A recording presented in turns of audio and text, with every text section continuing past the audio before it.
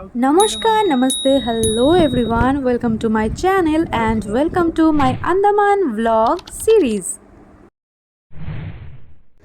তো আমার চ্যানেলে আগের ব্লগে দেখিয়েছিলাম আমরা সিলভার সি প্যাসেঞ্জার বোটে করে আন্দামানের রস আইল্যান্ড ওরফে নেতাজি সুভাষচন্দ্র বোস দ্বীপ আর নর্থ বে আইল্যান্ড এক্সপ্লোর করলাম। আর নর্থ বেতে গিয়ে ফার্স্ট ওয়াটার অ্যাক্টিভিটি করলাম গ্লাস বটম বোটিং। আজকের ব্লগে আমি শেয়ার করব আমাদের সেকেন্ড ওয়াটার অ্যাক্টিভিটির এক্সপিরিয়েন্স অ্যাট নর্থ বে। আন্দামানের এই নর্থ বে আইল্যান্ড ওয়াটার অ্যাক্টিভিটির জন্য ফেমাস। এখানে আমাদের ফার্স্ট ওয়াটার অ্যাক্টিভিটির এক্সপিরিয়েন্স আগের ব্লগে শেয়ার করেছি, please check the description box. আজকে আমার সেকেন্ড ওয়াটার অ্যাক্টিভিটির এক্সপিরিয়েন্স শেয়ার করব।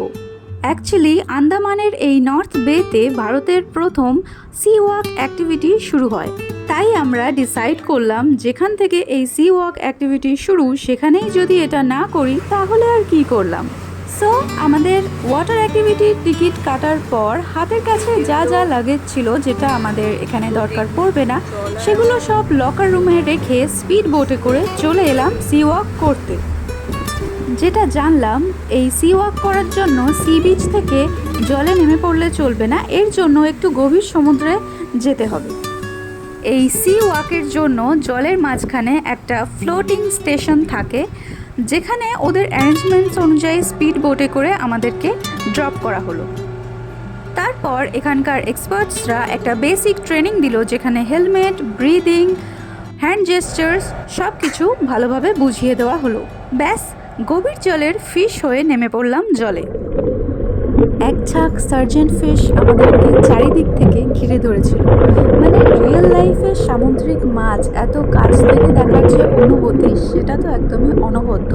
আর সব মাছের মধ্যে আমার এই সার্জেন্ট ফিশগুলো খুব ফ্রেন্ডলি মনে হলো, কারণ যতগুলোই ওয়াটার অ্যাক্টিভিটি করেছি সবার প্রথমে এই মাছগুলোই দল বেঁধে এগিয়ে এসেছে মানুষকে দেখার জন্য।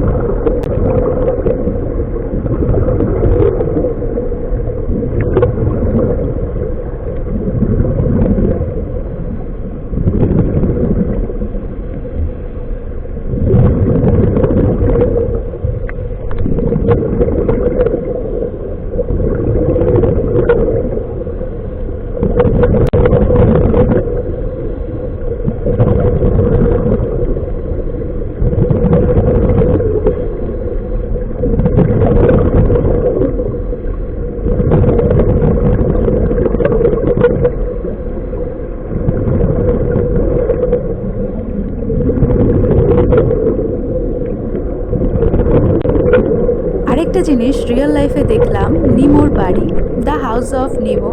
আমরা যারা যারা ফাইন্ডিং নিমো মুভিটা দেখেছি, তো আমরা জানি নিমো একটা ক্লাউন ফিশের নাম ছিল ওই মুভিতে। তো রিয়েল লাইফে ক্লাউন ফিশরা কোন জায়গায় থাকে সেটা দেখলাম।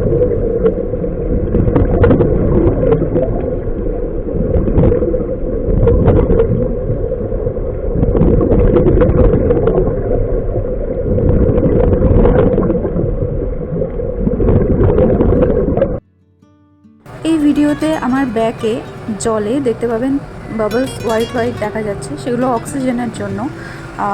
এইখানে কেউ না কেউ সি ওয়াক করছে।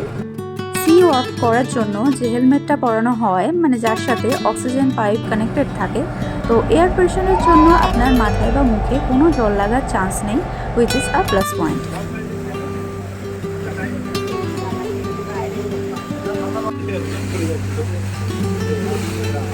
ওয়াটার অ্যাক্টিভিটি হয়ে যাওয়ার পর আবার স্পিড বোটে করে নর্থ বে আইল্যান্ডে ফিরে এলাম।